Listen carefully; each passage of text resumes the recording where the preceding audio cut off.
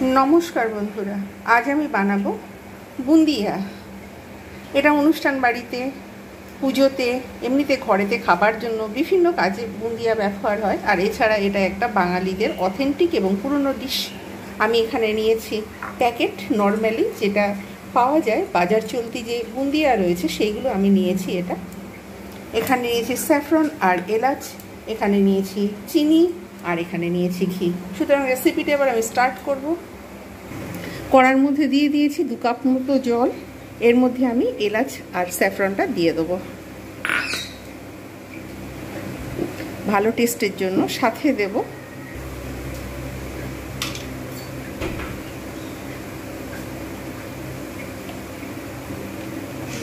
Test जाते भालो आसे एकटू घी दिए दिलाम।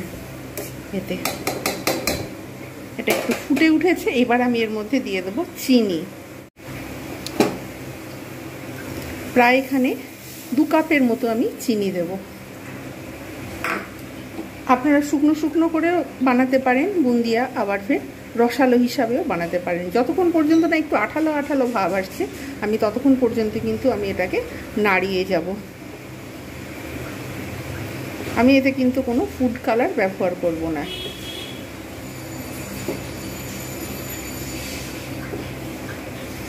আমাকে একটু অপেক্ষা করে যেতে হবে।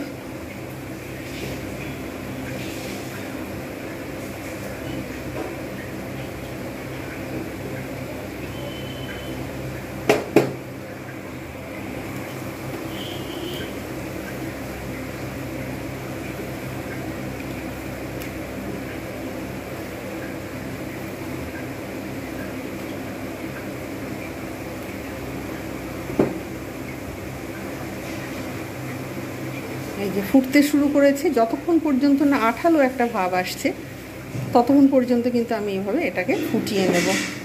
তার জন্য আমাকে একটু অপেক্ষা করতে হবে। বেশ কিছুক্ষণ ফুটিয়ে নিয়েছি। এবার আমি দেখব এর একটা আঠালো ভাব এসেছে কিনা।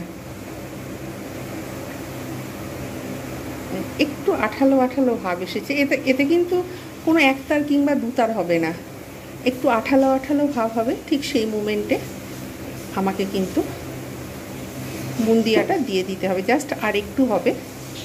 আপনারা শুকনো শুকনোভাবেও করতে পারেন, আবার ড্রাই ড্রাইভাবেও করতে পারেন। আমি যেভাবে বানিয়েছি এইভাবে কিন্তু দুর্দান্ত টেস্ট হয়। আমি এখানে কোনো ফুড কালার ব্যবহার করব না।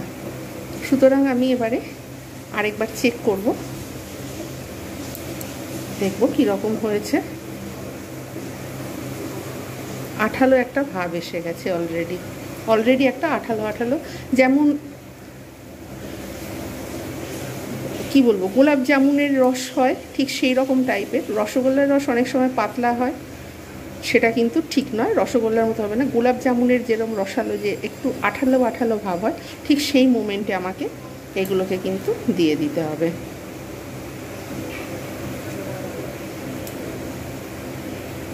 ব্যাস এইবার আমি কি করব, বন্ধ করে দেব।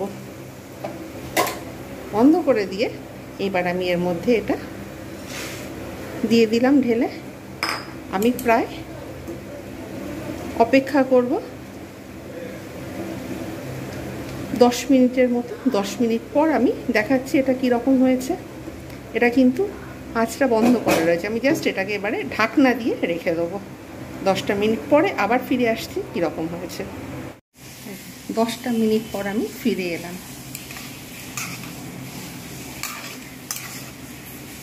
একদম পুরো হয়েছে দোকানের মতো পারফেক্ট। এবার এটাকে আমি সার্ভ করে দেখাচ্ছি কীরকম হয়েছে। আপনারা যদি রসালো খেতে চান রস একটু রেখে দেবেন, আর যদি শুকনো খেতে চান তাহলে ঝাঁঝরির সাহায্যে এটাকে তুলে রেখে দেবেন। ফিরে আসছি গার্নিশ করে। আমি কিন্তু কোনো কালার ব্যবহার করব না। তৈরি হয়ে গেল হোমমেড বুন্দিয়া। একদম পুরো পারফেক্ট হয়েছে। এই যে একদম পুরো সফট হয়েছে, এবং যেহেতু এর মধ্যে আমি স্যাফরন ঘি এবং এলাচি দিয়েছিলাম তাই অনেক সুন্দর একটা টেস্ট আলাদা এসেছে। আমি কিন্তু এখানে কোনো ফুড কালার ব্যবহার করিনি। আপনারা ইচ্ছা করলে আপনাদের হঠাৎ করে যদি বুন্দিয়া খেতে ইচ্ছা হয় আপনারা কিন্তু বাজার চলতি প্যাকেট কিনে এইরকমভাবে বানাতে পারেন।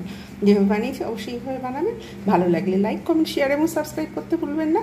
আজকের মতো এতটুকু। Bye bye and take care.